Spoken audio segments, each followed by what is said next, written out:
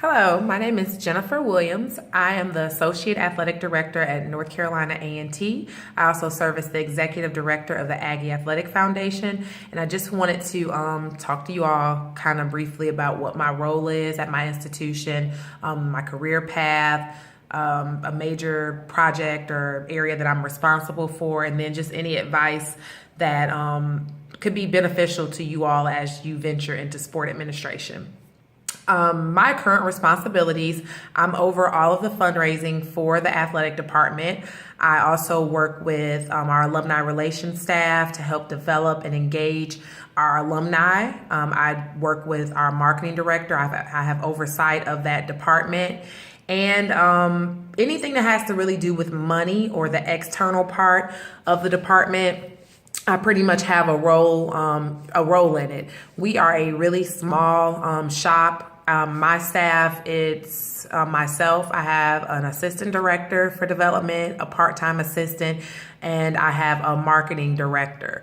We also have a relationship with IMG. They manage our corporate sponsorships, so I also serve as a liaison to them. And we just hired, our men's basketball coach. He resigned, but he's now serving as a special assistant to me, and he's really going to do a lot of working with our alumni and helping to engage our former student athletes. So that's kind of in a nutshell what I do, kind of my supervisory skills and how our department is kind of organized, or how my staff is kind of organized. My career path. I was a former student athlete. I played women's basketball at the University of North Carolina, and I graduated in 2004. I was a double major. I majored in journalism with a concentration in electronic communication, and then I also majored in African American history. So double majored. After graduation, I pursued a career in television. I worked at Fox Sports South in Atlanta, Georgia. Once I finished playing, I also won a postgraduate scholarship through the WBCA and Robin Roberts. So once I finished with my fellowship at Fox Sports, I decided that television really wasn't my passion. I really missed being on a college campus, working with student athletes, just being around that atmosphere. I knew I wanted to work in college athletics. I never wanted to be a coach. Always wanted to be kind of that administrative role. So I went back to school and I graduated with my master's in 2008. From there, I accepted a one-year internship with the National Association of Collegiate Women Athletic Administrators, known as NACWA, in Wilmington, North Carolina, and was offered a position there once my internship ended, but I really wanted to get back on a college campus. And that's when I was able to secure a position at DePaul University in Chicago. And I was there for 3 years working as the Assistant Director of Athletic Development. Loved my time at DePaul, loved my time in Chicago. However, it really wasn't room for advancement because no one ever leaves that department. You've had people that have gone to school at DePaul that are still currently employed there. It's really a great place to be, so I see why they don't leave. So I really felt like it was just no room for growth, and I wanted to challenge myself a little more. So I accepted a position at North Carolina A&T as the lead development person for the department, serving on senior staff. And I have been here, it'll be 4 years in July. I really tell people that there's really no straight and narrow of how you get into athletic administration. I kind of I'm a former student athlete. I had seen administrators while being in college, had the chance to receive some mentorship from them. Never burned bridges. I stayed connected with the people I met throughout my career, and they were able to assist me with, I wouldn't say necessarily, just getting the job, but they were able to vouch for me and vouch for my skills as a person, and as just someone who was extremely passionate about supporting student athletes through philanthropy. Major project. Right now we have a scoreboard that we're looking to fund to raise money for our women's and men's basketball program. That's a major project that's going on. That cost is going to be $500,000. I've talked to my board of directors. We as an organization have agreed to support our Department of Athletics with funding that project.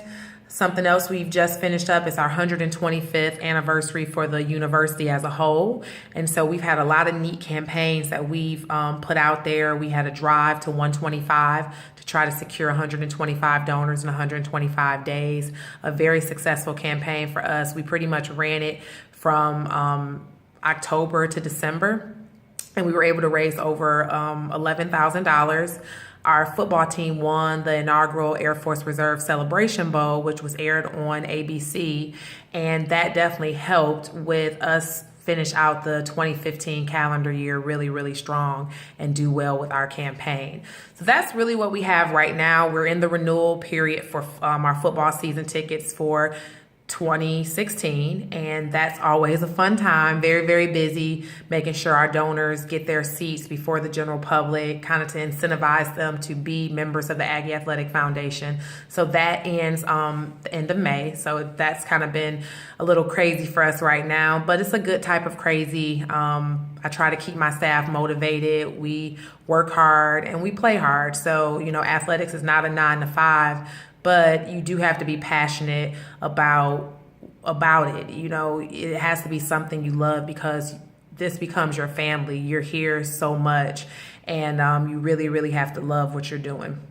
So my advice to a student, to you all, just to never burn bridges. I tell my interns all the time, you always want to put your best foot forward, because you never know who's watching you.